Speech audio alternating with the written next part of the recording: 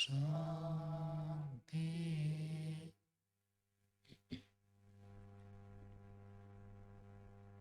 न्याय दर्शन की 82वीं कक्षा है। न्याय दर्शन में तृतीय अध्याय का प्रथम अन्य पढ़ रहे हैं। उसमें 31वें सूत्र तक हो गया था। आज 32वें सूत्र से पढ़ेंगे। तो प्रमेय 12 प्रमेय, तो 12 प्रमेय में से 2 प्रमेयों की चर्चा हो गई, आत्मा और शरीर। आत्मा का अस्तित्व अलग है ये सिद्ध किया, आत्मा को नित्य सिद्ध किया, पर शरीर को जो है पार्थिव है ये सिद्ध किया। अब आत्मा शरीर के बाद फिर क्रम आता है इंद्रियों। इंद्रियों की चर्चा आज पढ़ेंगे। 3:1:32 भूमिका देखिए। अथा इदानीम इंद्रियाणि प्रमेय क्रमेण विचार्यन्ते। अब इसके बाद शरीर की चर्चा हो गई। इसके बाद अब इंद्रियों को प्रमेयों के क्रम से विचार करते हैं। किम आभ्यक्तिकानि आहुस्यत भौतिकानि इति।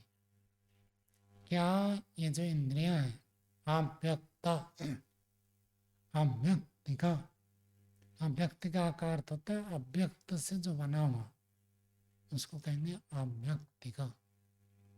सीधा शब्दार्थ तो हो गया अव्यक्त से जो बना, भावार्थ है कि अहंकार से बने। तो अव्यक्तानि का अर्थ हो गया अहंकार काणी आहुस्यत भौतिकानि, अथवा ये भौतिक है। तो इंद्रियां अहंकार से बनती है अथवा इंद्रियां भूतों से उत्पन्न होती है, ये प्रश्न उठा रहे। कुतः संशय, कि संशय क्यों हो रहा है, इंद्रियां किससे बनी है, ये संशय क्यों हो रहा है। तो उसका उत्तर दे रहे 32वां सूत्र बोलिए। कृष्ण सारे सति उपलम्भात व्यतिरिच्य च उपलम्भात संशय। कृष्ण सार कहते हैं आंख की जो काली पुतली है उसको कहते हैं कृष्ण सार। तो काली पुतली के होने पर उपलम्भात रूप का ज्ञान हमको होता है, और व्यतिरिच्य लेकिन काली पुतली के साथ कोई चीज चिपक जाए तो आपको ज्ञान होता है क्या? नहीं होता है। काली पुतली के होने पर ज्ञान होता है, लेकिन काली पुतली से कुछ दूर होने पर ही ज्ञान होता है। पूरा काली पुतली से लग जाए तो ज्ञान नहीं होगा। तिनका तब तक आपको दिखता है, कब तक, जब तक तिनका आंख से दूर है। जब आंख में ही गिर जाए, काली पुतली से चिपक गया तो आपको दिखेगा नहीं। और काली पुतली इधर उधर घूमती रहती है, इधर देखेंगे तो इधर, इधर देखेंगे तो इधर। तो काली पुतली में तो ऐसे परिवर्तन होता है। और आंख का मुख्य जो कार्य है वो काली पुतली करती है, क्योंकि देखना तो उस काली पुतली के माध्यम से हो रहा है, और उसके चारों तरफ जो सफेद भाग है वो तो एक अलग बात है। और उसके कार्य करने के लिए एक स्थान प्रदान करते हैं। मुख्य काम काली पुतली का है।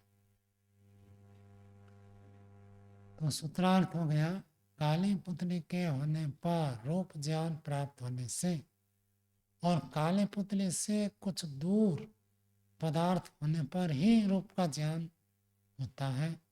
इसलिए संशय होता है कि ये भौतिक है या अभौतिक है। भाव यह है कि भाष्य में पढ़ लेते हैं, स्पष्ट दिया है। भाष्य देखिए, कृष्ण सारम भौतिकम, काली पुतली जो है वो भौतिक है, ये तो पक्का है, क्योंकि शरीर का गोलक, शरीर के जितने भी अवयव गोलक बने हैं तो सबके सब भौतिक है। तो कृष्ण सारम काले पुतले में भौतिक है।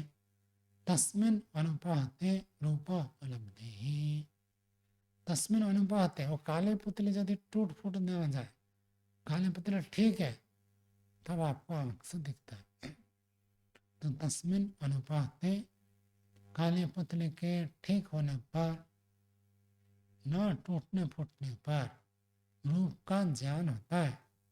और उपहते च अनुपलब्धि, और काले पुतले में कुछ खराबी आ जाए, टूट फूट जाए, कुछ लग जाए, आँख के और कहीं लगे तो कुछ दिक्कत नहीं है, लेकिन कोई चीज़ आप काली पुतली में गिर जाए तो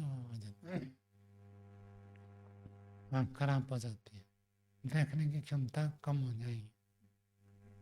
सफ़ेद भाग यदि कुछ टूट फूट जाता है तो रिकवर हो जाता है, काली पुतली में ही खराबी हो जाए तो आँख पूरी भी चली जाती है। कभी कभी वो समिधा काटते तो छिटक कर आकर लग जाता है, और कहीं लगे तो ठीक है, काली पुतली में लग जाए तो फिर नुकते काढ़ा में हो जाता है। और जो लोग वेल्डिंग करते हैं तो उसके भी छिटके आता है, नहीं तो वो आँख काली पुतली में लग गया तो आँख फूट जाती है, इसलिए चश्मा लगाना पड़ता है उनको। देखो एक तो उसकी रोशनी भी जो होती है ना, वो आँख के लिए हानिकारक होता है, आँख में दर्द होता है। वेल्डिंग करते समय खाली आँख में यदि कोई देखेगा तो उसके अगले दिन देखोगे कि आँख में दर्द हो जाएगा। तो उसका प्रकाश भी बहुत तीव्र होता है, और साथ में कोई छिटक कर ना आ जाए इसलिए वो रखते हैं सामने।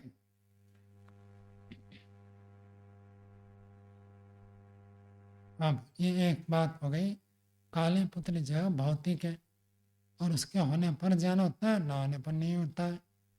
व्यतिरिच्य कृष्ण सारम अवस्थित विषय से उपलब्ध न कृष्ण सार प्राप्त। व्यतिरिच्य थोड़ा छोड़ करके, थोड़ा दूर हो करके, थोड़ा सा व्यवधान बीच में हो तब दिखता है। पूरा आंख में चिपक जाए तो कैसे दिखेगा? तो व्यतिरिच्य दूर करके, पृथक करके, कुछ बीच में व्यवधान करके, जो कृष्ण सारम अवस्थित विषय से, काले पुतले से कुछ दूर, कुछ छोड़ करके जो विषय अवस्थित है उस विषय का उपलम्भ प्राप्ति होता है, ज्ञान होता है। न कृष्ण सार प्राप्त, यदि काले पुतले के साथ बिल्कुल चिपक जाए, कोई तिनका हो, धूल का कण हो, अथवा फैक्ट्री आदि होते हो, कोयला के डस्ट उड़ते हैं, वो यदि बिल्कुल गिर जाए हमको पता नहीं चलता, दर्द तो होता है लेकिन उसका रूप नहीं दिखता है।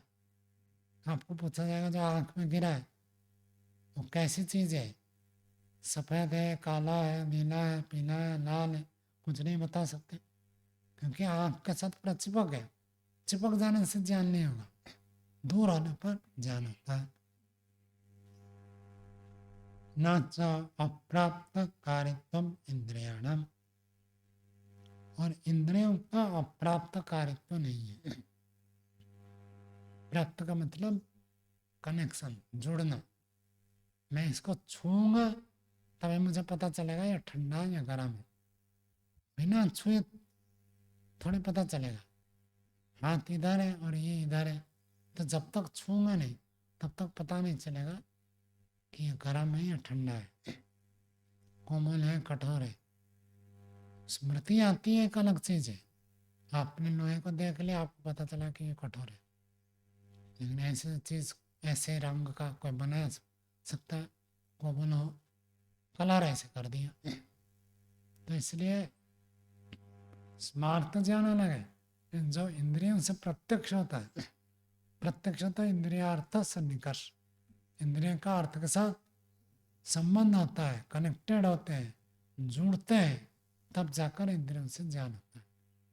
उसी बात को कहते हैं अप्राप्त कार्यत्वम इंद्रियाणाम न, इंद्रियां जब तक जुड़ते नहीं हैं तब तक ज्ञान प्राप्त नहीं करते हैं। तदिदम अभौतिकत्वम, अभौतिकत्वे विभुत्वात् संभवति। तो बात क्या है कि हर इंद्रिय कान शब्द को ग्रहण करता है। कब? जब शब्द कान तक पहुंचे। शब्द हो भुवनेश्वर में और हम बैठे यहाँ पर, तो शब्द सुनाई देगा क्या?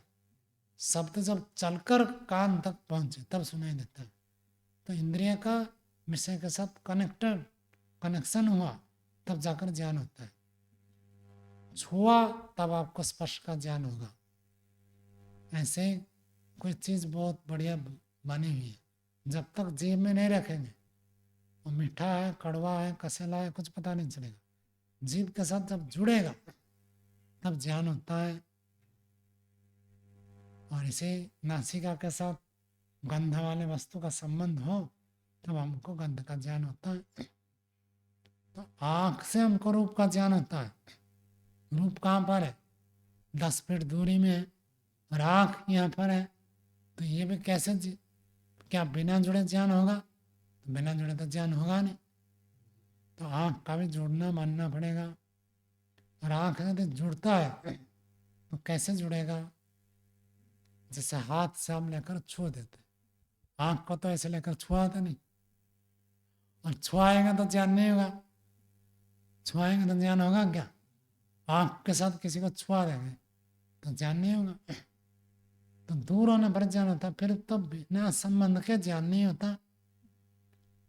तो इसका मतलब ये अभौतिक है। अभौतिक वस्तु जो है फैलते हैं, सिकुड़ते हैं। यदि भौतिक मानेंगे तो फैलना सिकुड़ना नहीं हो पाएगा। जैसे लोहा, जितनी इसकी लंबाई उतनी ही रहेगी, ये फैलना सिकुड़ना नहीं हो पाएगा। लेकिन यदि अभौतिक मानेंगे, अभौतिक पदार्थ फैल भी सकते हैं, सिकुड़ भी सकते। ये प्रश्न आ रहा है। तदेदम अभौतिकत्वे, अभौतिक मानने पर विभुत्वात् संभवति, व्यापक हो जाएगा। भौतिक पदार्थ तो अपने आकार प्रकार को छोड़ेंगे नहीं, जैसे है वैसे रहेंगे। लेकिन अभौतिक हो तो विभु हो जाएंगे, व्यापक हो जाएंगे, फैल जाएंगे। ये कहना चाहते हैं। विभुत्वात् संभवति एवं उभय धर्मो उपलब्धेय संशय। इस प्रकार दोनों धर्म प्राप्त होने से हमको संशय हो रहा है। हाँ, तो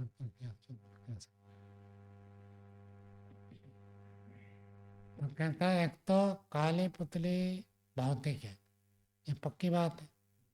काली पुतली भौतिक है क्योंकि शरीर का एक अंग है, और शरीर के जितने अंग सब के सब भौतिक है।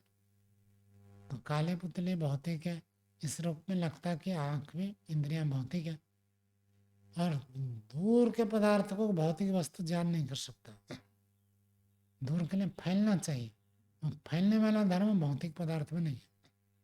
अभौतिक पदार्थ फैल सकती है, सिकुड़ सकती है।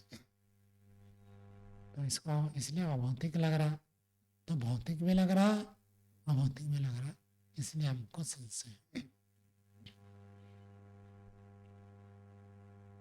आगे अभौतिकानि इति आह, ये अभौतिक है इति आह, इस प्रकार कहते हैं। पूर्व पक्षी कह रहा, पूर्व पक्षी कह रहा कि इंद्रियां अभौतिक मानता हूँ। क्यों मानता हूँ अभौतिक? कस्मात, किस कारण से? तो अगला सूत्र पूर्व पक्षी का 33वां सूत्र बोलिए। महत् अणु ग्रहणात्, महत् का अर्थ होता बड़ा और अणु का अर्थ होता छोटा। तो बड़े से बड़े पदार्थ और छोटे से छोटे पदार्थ को देखने में समर्थ है आँख, इसलिए अभौतिक होगा तो ये संभव है। भौतिक पदार्थ ऐसे नहीं हो सकता, कभी तब फैल जाए और कभी सिकुड़ कर छोटा हो जाए, भौतिक में नहीं हो सकता, अभौतिक पदार्थ में हो सकता।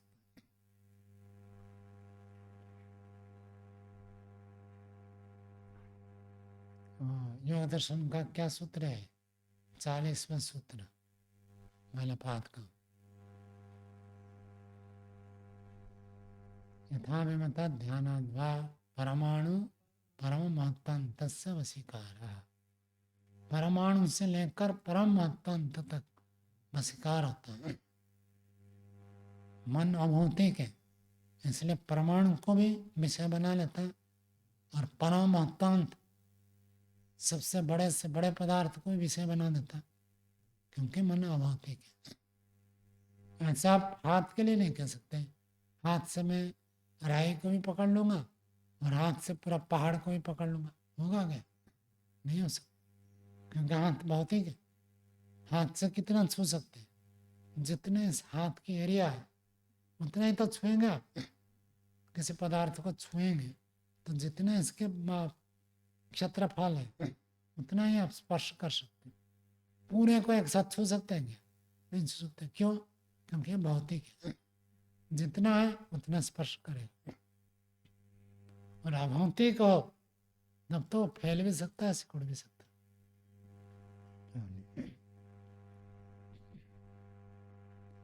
भाष्य देखिए, पूर्व पक्षी कह रहा महत् इति महत्तरम महत्तमम च उपलभ्यते यथा व्यग्रोध पर्वत आदि। महत् का अर्थ था बड़ा। बड़ा कहने से बड़ा और बड़ा और बड़ा। सबसे बड़ा कौन सा पदार्थ देखा है आपने? क्या देखा? बहुत बड़ा पदार्थ क्या देखा?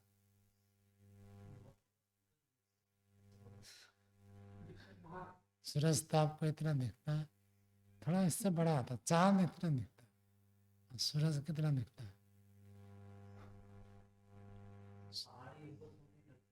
धरती में पहाड़ है, तो पहाड़ समुद्र में तो होता है।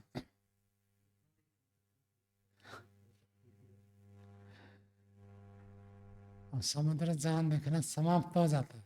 आपने देखा नहीं ना समुद्र? टीवी में उसको देखा नहीं कहते भाई,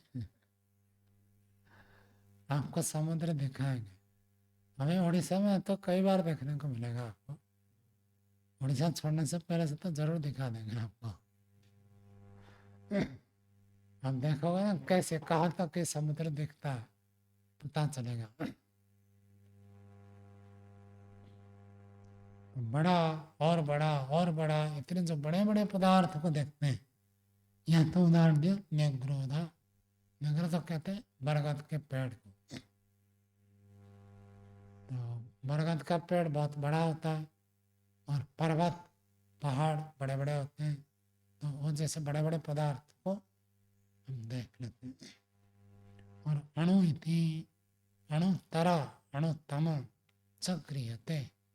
अणु छोटा और छोटा, सबसे छोटा। सबसे छोटा कौन सा पदार्थ देखा है?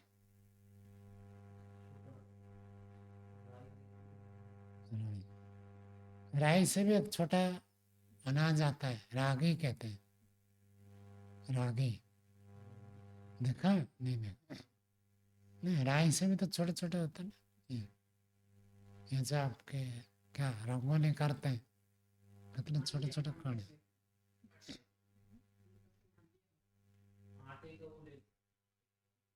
आटे का कण, एक कण दिखता है। और महर्षि दयानंद ने कहा, किसी घर के छेद छिद्र में कहीं प्रकाश आता है तो छोटे छोटे कण घूमते हुए दिखते हैं। वो बहुत छोटे होते हैं। तो छोटे और छोटे, सबसे छोटे ग्रहित होते हैं। यथा न्यग्रोध धान आदि। यहाँ तो वही उदाहरण दिया। धान का अर्थ कोई शस्य, न्यग्रोध हो गया बरगद के बीज। बटा वृक्ष का जो बीज होता है बहुत छोटा होता है। तो इन छोटे छोटे पदार्थों को भी हम देखते हैं। तद उभयम उपलभ्यमानम चक्षुषा भौतिकत्व बाधते। इन दोनों को जान करता हुआ, प्राप्त करता हुआ आंख की भौतिकता खंडित हो जाती है। अर्थात आंख भौतिक नहीं है। भौतिक होता तो उसके जो सीमा है ना, लिमिट होता है। तो इतने छोटे और इतने बड़े पदार्थ को देखता है, इसलिए भौतिक पदार्थ ऐसे काम नहीं कर सकते। तो पूर्व पक्षी कह रहा है इससे पता चलता है आँख जो है अभौतिक है, और एक इंद्रिय अभौतिक हो गया तो सारे इंद्रिय अभौतिक होंगे, नियम रहेगा ना। एक आदमी का शरीर पार्थिव है तो दूसरे आदमी का शरीर भी पार्थिव है, शरीर शरीर है, तो इंद्रियां जाती हैं, तो एक इंद्रिय यदि अभौतिक हो गया तो सब हो जाएंगे। भौतिकम ही यावत तावत एवं व्याप्नोति, और जब भौतिक होता है जितना है उतने कोई व्यापक होता है। आप यहाँ बैठे बैठे आपको हलवा की सुगंधी नहीं मिलेगी, हलवा की सुगंधी है तो पाकशाला में जाना पड़ेगा, तो जितना क्षेत्र इंद्रिय का वो उतने में ही रहता है। भौतिक वस्तु तो सीमित होते हैं, वो फैलते नहीं। यावत तावत एवं व्याप्नोति अभौतिकम तो, और जब अभौतिक होता है विभुत्वात् विशेष स्वरूप होने से, फैला हुआ होने से, सर्वव्यापकम यदि वो सर्वव्यापक हो जाते हैं। अभौतिक पदार्थ व्यापक हो जाएंगे वो तो हो सकते हैं। यदि पूर्व पक्ष, ऐसे पूर्व पक्षी ने अपनी बात रखी, तो आगे उसका उत्तर दे रहे हैं सिद्धांति कह रहे हैं न महत् अणु ग्रहण मात्रा अभौतिकत्वम विभक्तम च इंद्रियाणाम सक्यम प्रतिपत्तम इदम खलु। महत् अणु ग्रहण मात्रा, महत् बड़ा, अणु छोटा, बड़े पदार्थ का ज्ञान और छोटे छोटे पदार्थों का ज्ञान, इतने मात्र से अभौतिक कह देना, विभुत्व कह देना, ऐसे ठीक नहीं है। इंद्रियों का भौतिकत्व को हटाकर उनको अभौतिक कहना, व्यापक कह देना, ये बात स्वीकार करने योग्य नहीं है। न सक्यम प्रतिपत्तम, प्रतिपत्ति ज्ञान, ऐसे जानने समर्थ नहीं है, ठीक नहीं है। इदम खलु, वो एक उदाहरण प्रस्तुत कर रहा है। सिद्धांत का सूत्र है 34वां सूत्र, बोले रश्मि अर्थ सन्निकर्ष विशेषात् तद्ग्रहणम। सिद्धांत में कहता है रश्मि, रश्मि का अर्थ चक्षु रश्मि, आंख की रोशनी है। लोक में भी प्रचलन है आंख की रोशनी चली गई, तो आंख में रश्मियां हैं, वो रश्मियां जाकर फैलती है, सिकुड़ती है। तो रश्मि का अर्थ आंख की रश्मि, अर्थ से निकलता पदार्थ के साथ जाकर संबंध हो जाता है। आंख तो भौतिक है, लेकिन उसकी जो रश्मि है वो जाकर फैलता है, फैलकर पर्वत का भी साथ संबंध हो जाता है और राई के साथ भी संबंध हो जाता है। तो रश्मि का, आंख की रश्मि का वस्तु के साथ संबंध विशेष होने से छोटे और बड़े पदार्थों का ज्ञान हो जाता है। तो न्याय दर्शन आंख में रश्मि मानता है। इसी सिद्धांत की चर्चा आगे चलेगी, लंबी चलेगी।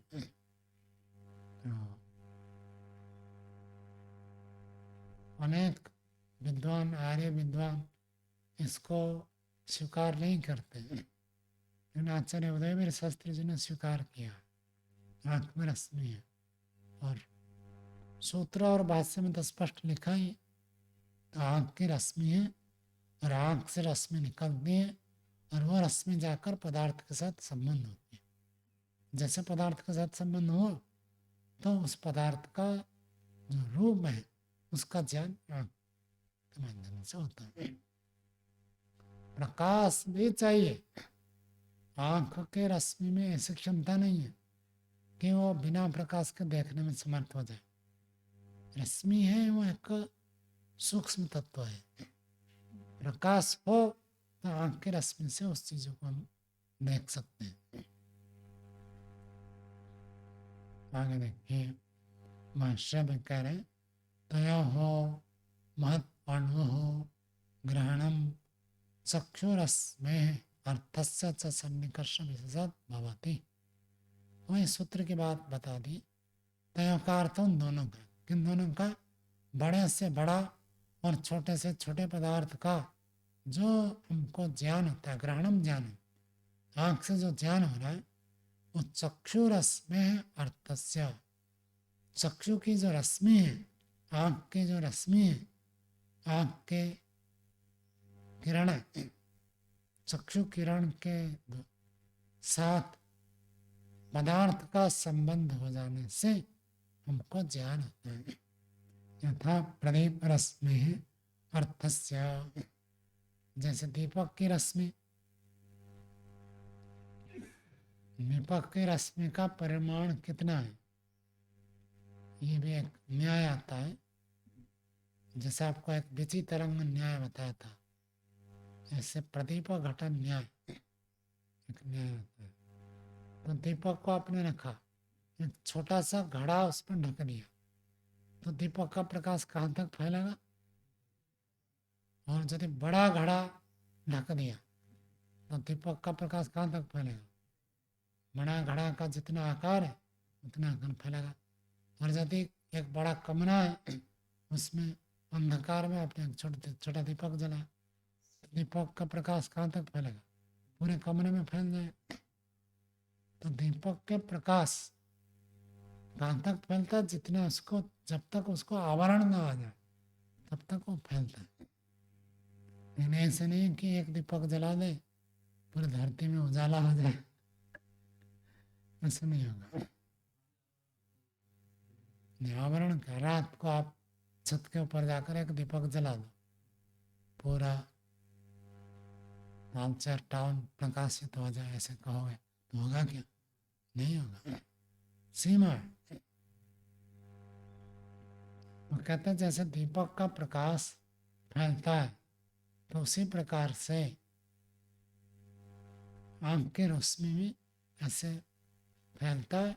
जितनी उसकी सीमा है, उस सीमा में जो भी पदार्थ आ जाए, छोटा है तो छोटे का ज्ञान करा देता है, बड़ा पदार्थ है तो बड़े का ज्ञान हो जाता है। आगे, रश्मि अर्थ सन्निकर्षश्च आवरण लिंग। रश्मि, आँख में रश्मि है, ये कैसे पता चला? तो कहते हैं आँख की रश्मि का पदार्थ के साथ संबंध हो रहा है, इसमें कारण है आवरण लिंग। यदि बीच में कोई पर्दा आ जाए तो आपको दिखता नहीं है, बीच में पर्दा आ जाए तो दिख नहीं रहा, तो इसका मतलब यहाँ से कुछ जा रहा था, वो रुके। पदार्थ तो जड़ है, पुस्तक है, मकान है, पहाड़ है, राई है, रेत है, वो तो जड़ पदार्थ है, वो तो चल कर आएंगे नहीं। तो लेकिन हमारे आँख से कुछ जा रहा था जो बीच में आवरण आने से बंद हो गया, इसलिए हमको नहीं दिखता है। तो दिखना, आँख से रश्मि जाकर पदार्थ के साथ संबंध होता है, पता कैसे चलता है? बीच में आवरण आने से पता चलता है। तो आवरण उसका लिंग है, आवरण उसका लक्षण है।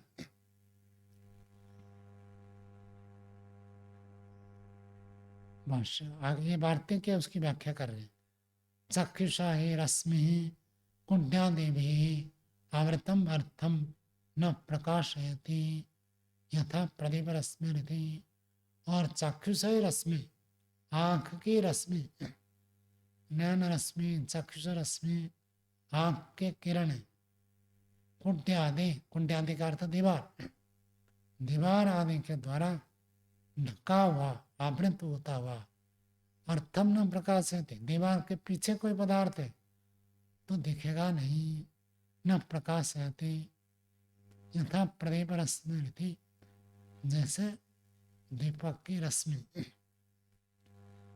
दीपक की रश्मि दीवार आ जाए तो पार करके नहीं जाता, ऐसे आँख की रश्मि में पार करके नहीं जाते। जब तक कोई आवरण नहीं है तब तक आगे चलती, सीमा तक। आगे, आवरण अनुमेय सती इदम आह, आवरण अनुमेय श्रुति, आवरण के द्वारा अनुमेय होने पर भी इदम आह पर पक्षी आगे कह रहा, आवरण हो तो पता चलता है कि भाई आंख में रश्मि जा रही थी, बाधित हो गई, फिर भी वो कहता है, क्या कह रहा, 35वां सूत्र बोलिए, तद अनुपलब्धे है अहेतु, आंख की रश्मि, आंख की किरणें हमको तो दिखने नहीं, जैसे सूर्य की किरणें दिखते हैं, चंद्रमा की किरणें दिखते हैं, लेकिन आंख की किरणें तो दिखते नहीं, तो दिखते नहीं इसलिए वो नहीं है। सिद्धांत ने क्या कहा था, अनुमान से जानने योग्य है, और अनुमान क्या है कि बीच में कोई पर्दा आ जाए तो दिखना बंद हो जाता है, इसका मतलब कनेक्शन हो रहा था, बंद हो गया। फिर भी पूर्व पक्षी कहता है चक्षु रश्मि की उपलब्धि न होने से ये हेतु तो ठीक नहीं है। भाष्य देखिए, रूप स्पर्शवत ही तेज, ये भाष्य का सूत्र है, रूप और स्पर्श वाला तेज होता है, तेज का अर्थ अग्नि, अग्नि के दो गुण हैं, रूप गुण और स्पर्श गुण। अग्नि हो तो अग्नि को देखते भी है, और अग्नि से हमको गर्मी का अनुभव होता है, तो जो गर्म लगता है ये स्पर्श गुण है, और जो अग्नि लाल लाल दिखता है तो उसका रूप गुण है। रूप स्पर्शवत ही तेज, और आगे ये अगला भी वैशेषिक का सूत्र है, महत्वात् अनेक द्रव्यवत्वात् रूपवत्वात् च उपलब्धि, वैशेषिक में रूप उपलब्धि है या खाली उपलब्धि दिया है। किसी भी वस्तु के रूप का ज्ञान हो तो उसके लिए 3 कंडीशन चाहिए, वैशेषिक दर्शन में बताते।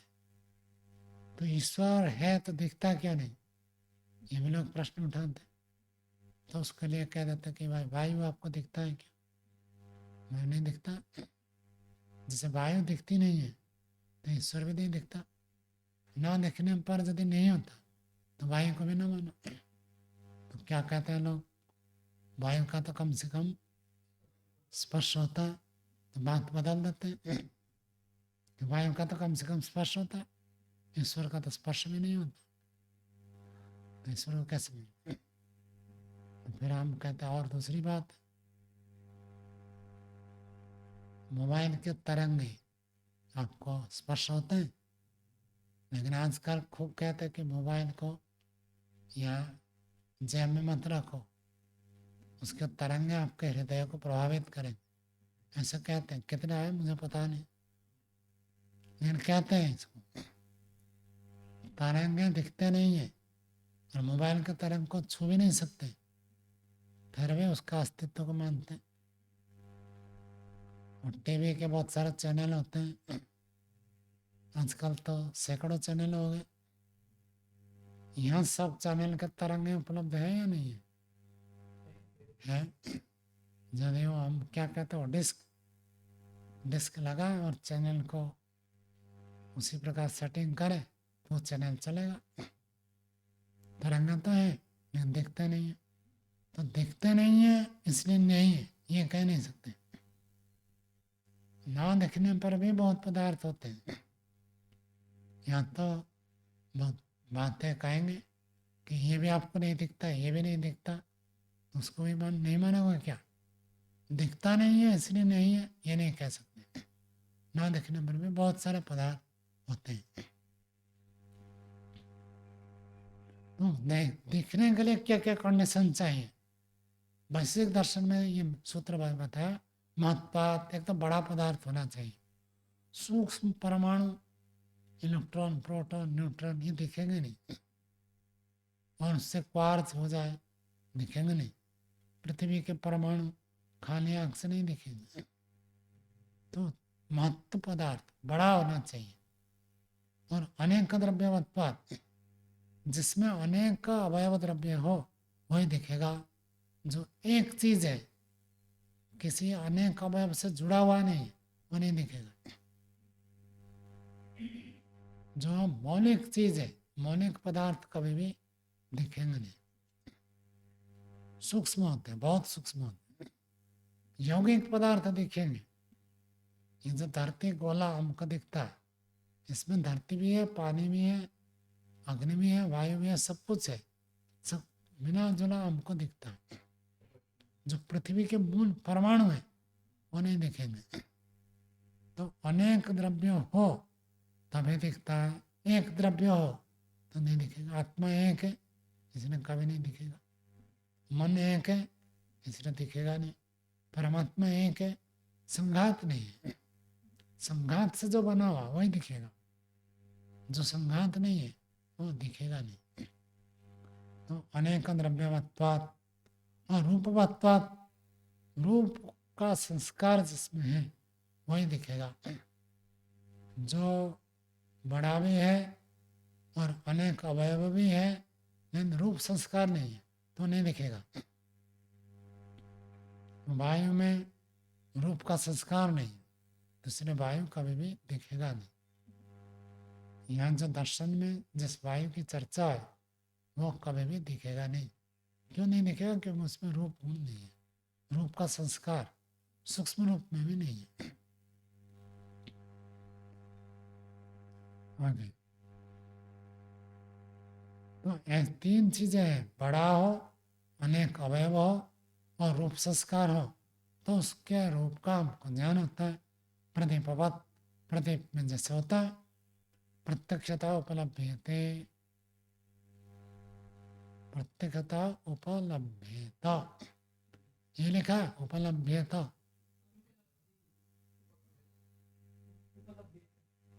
उपलब्धता विधिलिंग नकार में। तो दीपक की रश्मि जैसे हमको प्रत्यक्ष दिखती है ऐसे ही आँख की भी रश्मि यदि होता तो ऐसे दिखना चाहिए। पूर्व पक्षी कह रहा है यदि आँख की रश्मि है तब तो दिखना चाहिए। दीपक की रश्मि है दिखता है, सूर्य की रश्मि है दिखता है, चंद्रमा में रश्मि है दिखता है, तो आँख में भी यदि रश्मि है तो दिखना चाहिए। सिद्धांत उसका उत्तर देता है 36वां सूत्र बोलिए, न अनुमीयमानस्य प्रत्यक्षतः अनुपलब्धि अभाव हेतु। सिद्धांत कह रहा है आपकी बात ठीक नहीं है। क्यों ठीक नहीं है?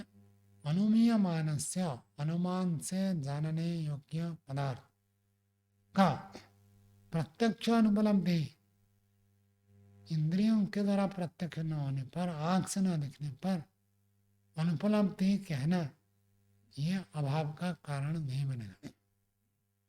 आंख से नहीं दिख रहा है इसलिए नहीं, ये कभी भी किसी पदार्थ के अभाव का कारण नहीं बनेगा। तो ये नियम तो हटा देना। विज्ञान भी नहीं मानता है और दर्शन भी नहीं मानता है कि आंख से नहीं दिख रहा है इसलिए नहीं। बिजली आपको आंख से दिखती है क्या? जो करंट, तार में जो करंट का प्रभाव होता है तो दिखता नहीं। लेकिन आप कहोगे नहीं है तब कहेंगे छू कर देखो पता चलेगा है कि नहीं। तो नहीं दिख रहा है इसलिए नहीं है ये नहीं कह सकते।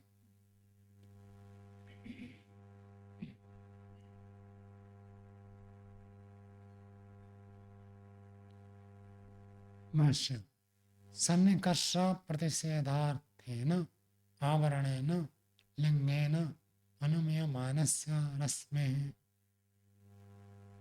तो कहते सन्निकर्ष प्रतिषेधार्थेन, सन्निकर्ष अर्थ संबंध, परस्पर जोड़ना, कनेक्टेड होना।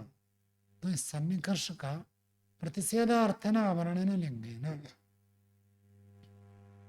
आंख की रश्मि आंख से निकलकर पदार्थ के पास पहुंचता है, तब पदार्थ का रूप आंख के द्वारा ज्ञान होता है। इसका मतलब दोनों में कोई कनेक्शन है। ये जो कनेक्शन है, ये कनेक्शन कैसे पता चलता है? बीच में कोई आवरण आ जाए तो हमको पता चलता है कि भाई कनेक्शन टूट गया, संबंध हट गया। तो संबंध का ज्ञान आवरण रूपी लिंग के द्वारा अनुमान से जानने योग्य है। तो ऐसे अनुमीय मानस्य, अनुमान से जानने योग्य रश्मि का या प्रत्यक्षता अनुपलब्धि, वो आंख की रश्मि सीधा सीधा हमको दिखता नहीं, अनुपलब्धि न असौ अभावम प्रतिपादयति, आंख से नहीं दिख रहा, इतने मात्र से उसको अभाव नहीं कह सकते। दिख नहीं रहा इसलिए अभाव, ये तो कभी नहीं कह सकते। यथा चंद्रमसा परभागस्य, चंद्रमा आपको आधा दिखता है, चंद्रमा का चिन्ह जहाँ में होता है कैसे होता है, अर्धचंद्र होता है ना, आधा दिखता है। आधा दिखता है, आधा क्यों नहीं दिखता?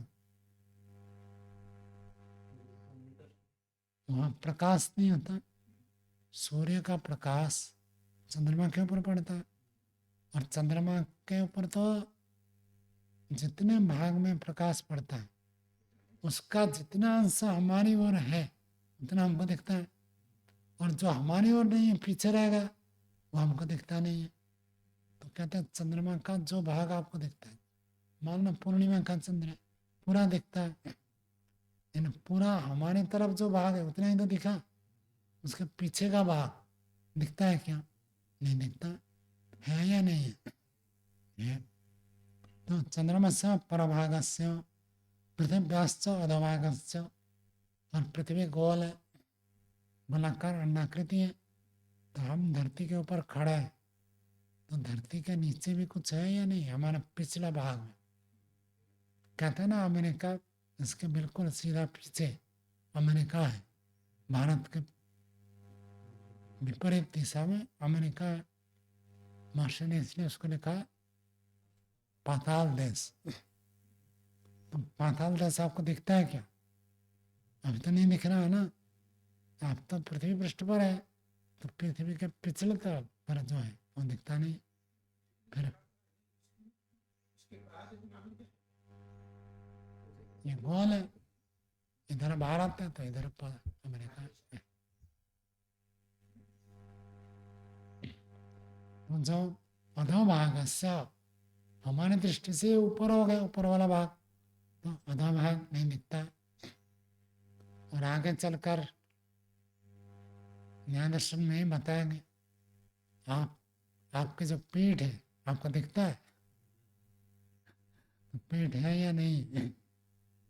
तो ना दिखने पर नहीं है ऐसे नहीं कह सकते। और पेट के अंदर क्या क्या है दिखता है, तो फिर भी आप नहीं तो नहीं कह सकते। दर्द होता है तो पता चलता है, तो अंदर तो कुछ यंत्र लगे हुए हैं, लेकिन हमको दिखते नहीं, ना दिखने से नहीं, ये नियम नहीं है। बहुत सारे बातें पीछे भी चर्चा हुई थी ना हमारी, बहुत दूर हो तो होते हुए नहीं दिखता है, बहुत समीप अभी अभी आए, आँख के बिल्कुल चिपक जाए तो दिखेगा नहीं, तो दिखता नहीं तो नहीं है। तो आँख में धूल पड़ा है तो आप थोड़ी कहेंगे धूल नहीं है, ना दिखने पर अभी वो है।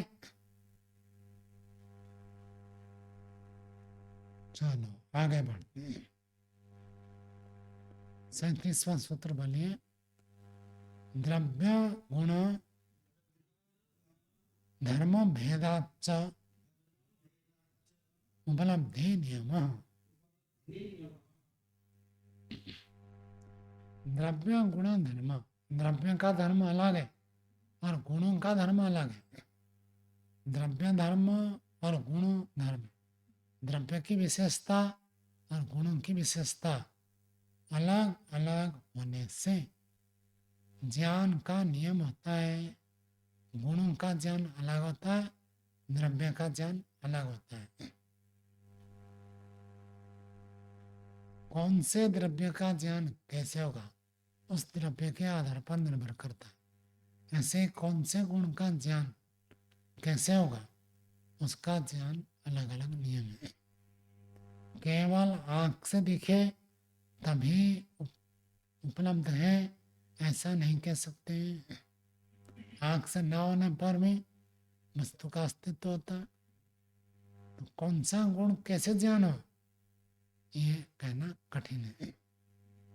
सब जगह एक नियम लगाएंगे कि जहाँ जो जो दिखता है वो सब है, और जो जो नहीं दिखता है वो नहीं है। इस एक नियम से सब द्रव्यों को, सब गुणों को आप बांध नहीं सकते।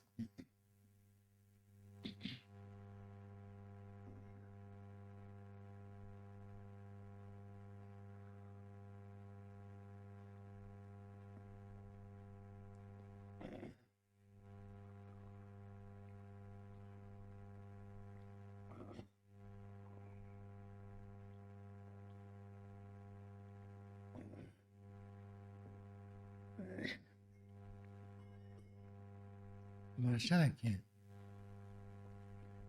भिन्न खलु अयम द्रव्य धर्म गुण धर्मश्च। अयम, यह जो द्रव्य का धर्म अलग रूप में होता है, गुणों का धर्म अलग रूप में होता है। गुण का मतलब यहाँ वैशेषिक में जो 24 गुण बताए उनकी चर्चा करते हैं। रूप, रस, गंध, स्पर्श, शब्द, ये गुण है। ऐसे वहाँ 24 गुण बताए, और द्रव्य कितने बताए? 9। तो द्रव्यों के धर्म अलग है और गुणों के धर्म अलग है। महत् अनेक द्रव्यवच्च विषक्त अवयवम आप्यम द्रव्यम प्रत्यक्षता न उपलभ्यते स्पर्शस्तु शीतो क्रियते। महत् अनेक द्रव्यवच्च, महत् का अर्थ बड़ा, और अनेक द्रव्य का अर्थ अनेक अवयव वाला। विषक्त अवयवम, विषक्त का अर्थ विभक्त, विभक्त अवयव वाला। जो आप्यम, आप्यम का अर्थ जलीय द्रव्य। प्रत्यक्षता न उपलभ्यते, वर्षा में जब पानी गिरता है और पानी आपको दिखता है, ओस जब गिर रहा है तीव्र हो तो दिखता है, कभी कभी हल्के हल्के ओस के बूंदे गिरते हैं। आप खड़े रहेंगे, कब गिरेगा तो पता नहीं चलेगा। लेकिन सुबह सुबह आप जाते हैं, घास के ऊपर ओस मिलते हैं, अभी ठंडी सुबह सुबह ओस मिलते हैं हमें, तो ओस के जो छोटे छोटे कण होते हैं वो दिखते हैं क्या आपको? नहीं दिखते, फिर भी उनका अस्तित्व है या नहीं है? कहते पानी जब अवयवों का संघात होता है तब तो दिख जाता है, लेकिन पानी के अवयव जब शिथिल हो जाते हैं तब आपको दिखते नहीं है। बड़ा पदार्थ है, जल एक महत्व परिमाण वाला है, और अनेक अवयव मिलकर जल के कण बनते हैं। लेकिन जब विषक्त अवयव, विषक्त का अर्थ विभक्त, अलग अलग अवयव हो जाते हैं, आप्यम, आप्यम का अर्थ जलीय द्रव्य, प्रत्यक्षतः, प्रत्यक्ष नहीं दिखते हैं। स्पर्शस्तु शीता क्रियते, लेकिन स्पर्श शीतता हमको अनुभव होता है। शीत स्पर्श किसका गुण है? जल का है, लेकिन जल दिखता नहीं है, फिर वो ठंड लगती है। सर्दी के मौसम में आपको ठंड लगती है, लेकिन मैं कहूँगा ठंड तो जल का धर्म है। जल दिखा सकते हैं क्या? दिखता नहीं है, लेकिन स्पर्श का अनुभव होता है। तो आप कहेंगे दिखता नहीं है इसलिए नहीं है, ये बात तो बनेगी नहीं। ठंड लगती है, और जो बाइक आने में जाते हैं तो उनको बहुत सावधान धारण करना पड़ता है। हाथ में यदि ग्लोव्स नहीं पहनेंगे तो हाथ कोलैप्स हो जाता है, अकड़ जाता है, और ऐसे मुट्ठी बंद नहीं कर सकते। अब बाइक चलाते हैं, स्कूटी चलाते हैं, हाथ में ग्लोव्स नहीं पहना, सर्दी का मौसम है तो हाथ पूरा अकड़ जाता है, पैर के अंगुली शून्य हो जाते हैं, मोजा नहीं पहना तो ऐसी स्थिति बनती है। मतलब शीत अनुभव तो होता है, ठंडा अनुभव में आता है, लेकिन दिखता नहीं है। जल के कारण से होता है, जल न दिखने पर भी उसका स्पर्श अनुभव होता है। तस्य द्रव्यस्य अनुबंधात् हेमंत शिशिरौ कल्प्यते। तस्य द्रव्य से, उस द्रव्य का अनुबंध होने से, संबंध होने से, हेमंत शिशिरौ, दो ऋतुओं में हमको ठंडा अनुभव होता है। कौन से? हेमंत और शिशिर। हेमंत ऋतु में ठंडा अनुभव होता है, शिशिर ऋतु में ठंडा अनुभव होता है। किस कारण से होता है? पानी की उपलब्धि है।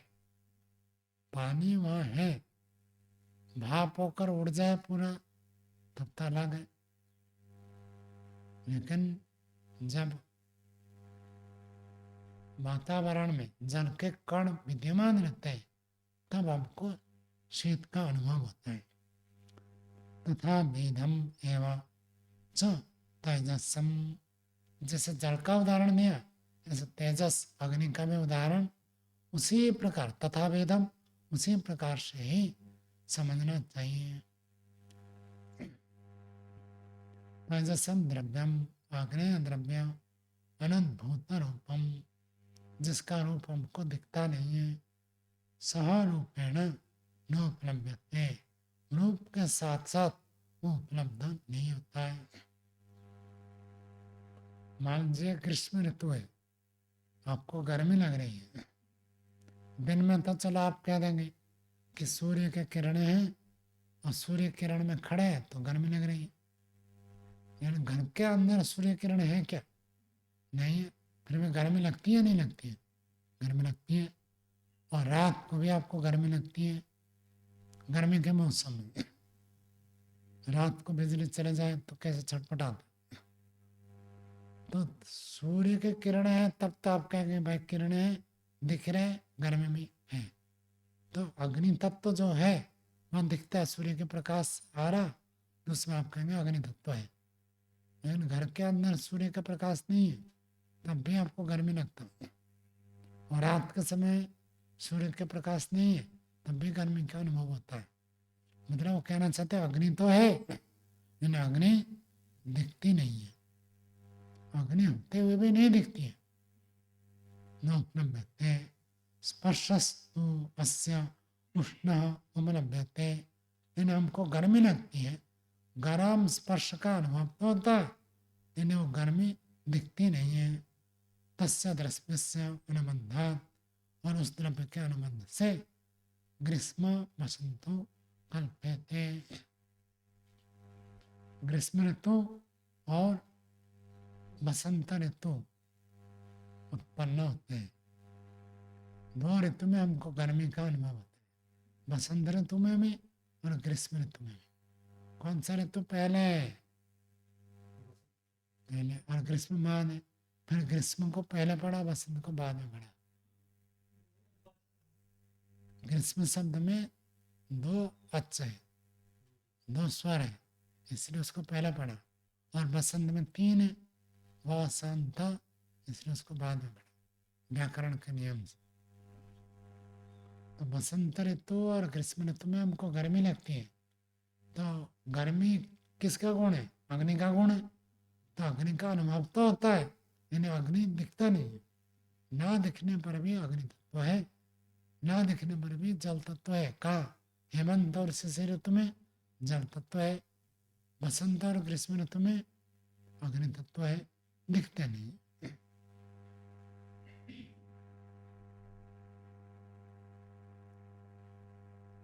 चलो आज का पाठ यही रखते हैं, आगे कल पढ़ेंगे।